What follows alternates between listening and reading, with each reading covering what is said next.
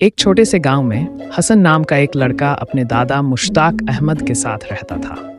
हसन को अपने दादा के साथ वक्त गुजारना बहुत पसंद था, खास तौर पर जब वह करीब दरिया पर मछलियां पकड़ने जाते थे। एक दिन सुबह सवेरे हसन और मुश्ताक अहमद दरिया के किनारे पहुंचे।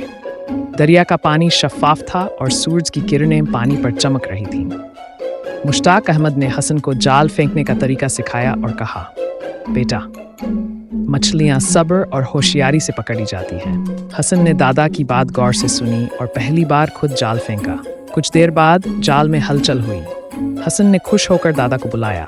दादा, देखें, मैंने मछली पकड़ी। मुश्ताक अहमद मुस्कुराकर बोले, शाबाश बेटा, तुमने बहुत अच्छा काम किया।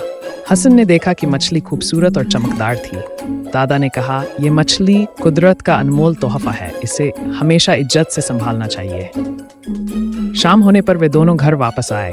हसन के दिल में दादा की बातों की कदर बढ़ गई और इस दिन ने उसे जिंदगी का एक अहम सबक सिखाया। सब्र और मेहनत के साथ कामयाबी हमेशा मुमकिन है।